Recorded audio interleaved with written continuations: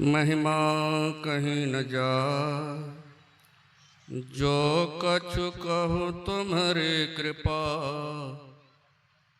मोते कछु न बसा, सुखी रहे संसार सब। दुखिया रहे न को,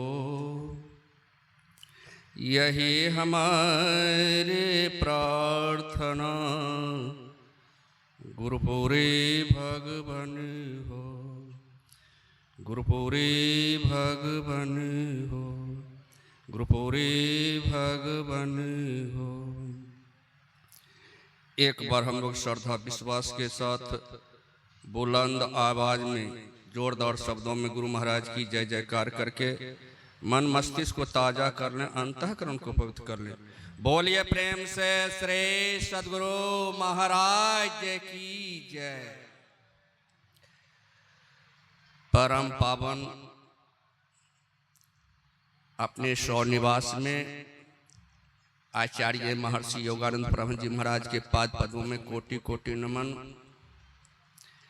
मंच पर मुद मंगल में साधु चरण, उपस्थित सत्संग प्रेमी सज्जनों, माताओं एवं भक्तिमती बहनों, अभी हम लोग पाठ के माध्यम से सुन रहे थे उस राम की भक्ति हम कैसे करें। गुरु महाराज के अभी विनती में कह रहे थे, भक्ति भेद बिसराय, दुख सही सही रोता। यह मनुष्य का जो शरीर मिला है, महर्षि संत सेवी प्रभु जी महाराज कहते हैं, मैं नहीं मेरा नहीं, यह तन किसी का है दिया, छीन लेगा कब इसे इसका पता हमको नहीं। कब छीन लेगा कहना बड़ा मुश्किल है। गुरु महाराज जब अंतिम समय में 10 दिन पहले से सब शिष्य को सतर्क करते थे, स्वीकृत कर लो नाम सुमर लो, को जाने कल की जगत में खबर नहीं पल की। बार बार गुरु महाराज संकेत करते थे, यही खबर नहीं है।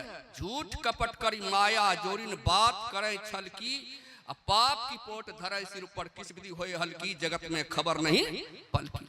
अगर पाप की पोट जिधर देखते हैं अंधकार छा गया है, गुरु महाराज वादा करते हैं तू अगर मेरे शरण में आ जाएगा तो पापों के संस्कार जन्मों के मेरे हैं जो दया कर क्षमा कर मिटाना, वो क्षमा करके मिटा देंगे, रहने नहीं देंगे।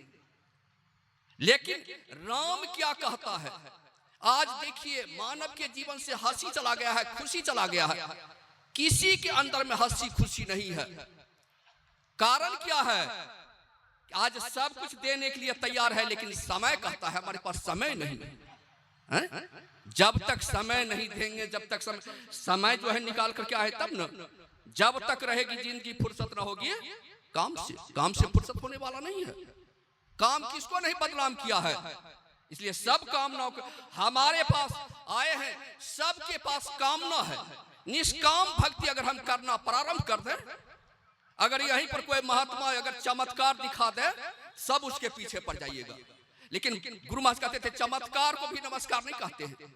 इसलिए जो है हमें बहुत सावधान रहना पड़ेगा, हमें बहुत सतर्क रहना पड़ेगा। एक महात्मा गंगा किनारे रहते थे, एक आदमी जो है डॉक्टर के पास गया, कहा कि तुम बीमारी हो गया, असाध रोग हो गया है, तुम नहीं बच सकते हो।